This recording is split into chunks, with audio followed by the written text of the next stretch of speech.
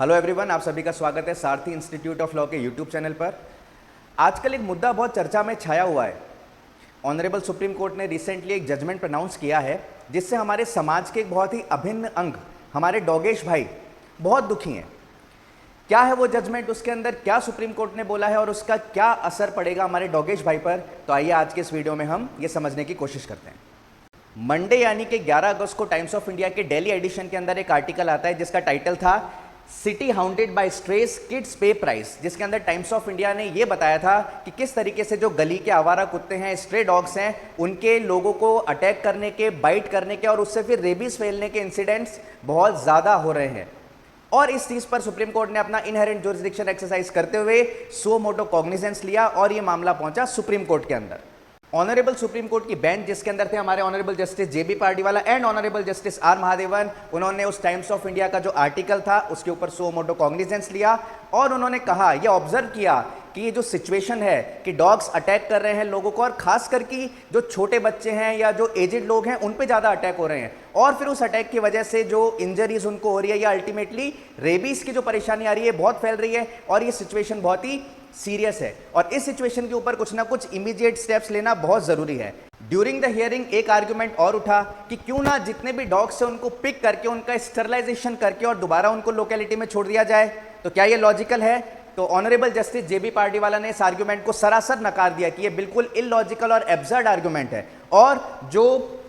Solicitor general of India mister Tushar Mehta है, उन्होंने भी आर्गुमेंट दिया कि अगर आप डॉग्स को पिक करके उनका स्टरलाइजेशन कर दोगे तो उससे उनकी पॉपुलेशन और ब्रीडिंग में तो कंट्रोल हो जाएगा, लेकिन जो समस्या रेबीज की है जो बेसिकली डॉग्स के बाइट करने से, काटने से आती है, आप सबको पता होगा जो रेबीज के वायरस होते हैं वो डॉग की सलाइवा में प्रेजेंट होते हैं। तो अगर आप किसी डॉग को पकड़ के उसका स्टरलाइजेशन कर दोगे तो उसके बाद भी रेबीज की समस्या सॉल्व नहीं होगी और वो अगर किसी को बाइट करता है तो रेबीज होने के पूरे चांसेस रहेंगे। इसी वजह से ये आर्गुमेंट इलॉजिकल बताते हुए बिल्कुल नकार दिया गया।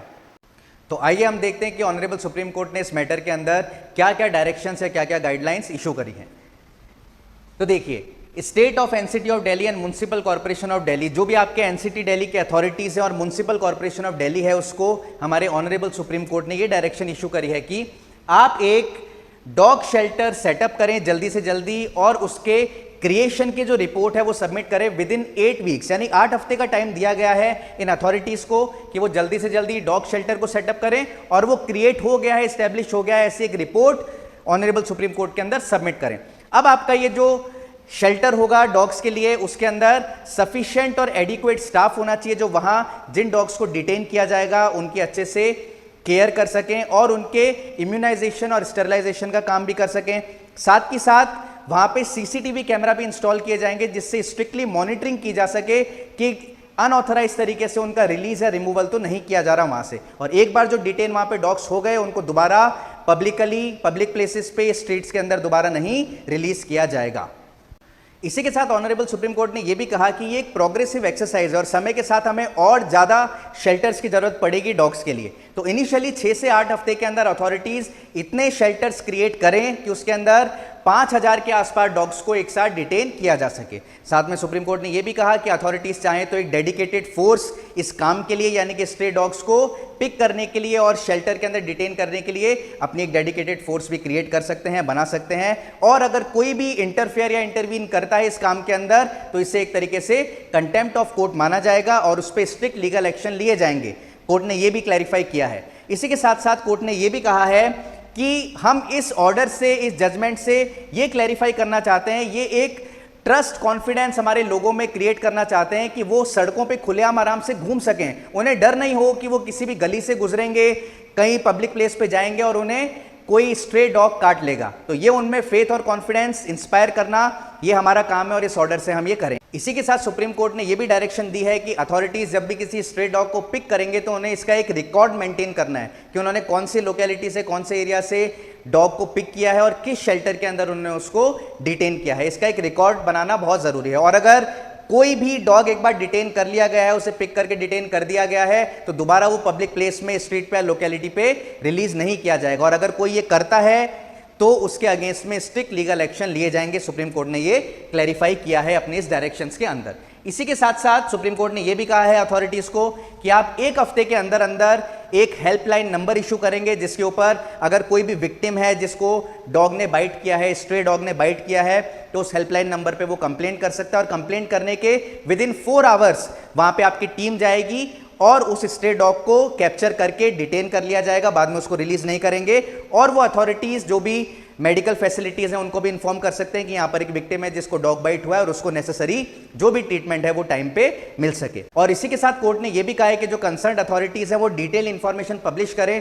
कि उनके पास रेबीज वैक्सीन से रिलेटेड कितना स्टॉक है और किस किस डॉग बाइट विक्टिम को वो रेबीज की वैक्सीन लगाई जा चुकी है। तो देखिए यहाँ पे किस मासूमियत के साथ हमारे डॉगेश भाई जुडिशरी की तरफ देख रहे हैं और अपने इंसाफ की गुहार लगा रहे हैं। तो आपको क्या लगता है, ऑनरेबल सुप्रीम कोर्ट ने जो ये फैसला दिया है एकदम सही दिया है, ऐसा ही होना चाहिए या उन्हें अपने फैसले पे एक बार पुनः विचार करना चाहिए? भगवान ने ये धरती बनाई है केवल इंसानों के लिए नहीं बनाई, इस पे जितना इंसानों का हक है उतना ही दूसरे जानवरों का भी हक है। तो क्या हमें उनसे उनका ये हक छीन लेना चाहिए और उन्हें पकड़ के इस तरीके से शेल्टर में डिटेन कर देना चाहिए, या फिर इसका कोई और ऐसा रास्ता निकालना चाहिए जिससे ये डॉग बाइट्स की, रेबीज की जो प्रॉब्लम है उसमें भी कमी आए और जो ये स्ट्रे डॉग्स हैं जिनको गली में घूमने की आज़ादी रहती है, ये भी इस जगह को अपना घर समझते हैं और देखा जाए तो इस धरती पे जितना हमारा हक है उतना ही बराबर इनका भी हक है। तो क्या सुप्रीम कोर्ट को दोबारा अपने डिसीजन पे पुनः विचार करना चाहिए और कुछ बीच का रास्ता निकालना चाहिए, या फिर ये जजमेंट बिल्कुल सही है? आप लोग अपनी राय हमें कमेंट बॉक्स में कमेंट कर सकते हैं और इसी तरीके की इंटरेस्टिंग इन्फॉर्मेशन से आप लेने के लिए जुड़े रह सकते हैं हमारे चैनल से। तो आई होप ये वीडियो आपको इन्फॉर्मेटिव लगा हो, आपने इससे कुछ नई चीज़ समझी हो, सीखी हो, और कमेंट बॉक्स में अपना कमेंट करके ओपिनियन हमें ज़रूर बताएं। Thank you so much.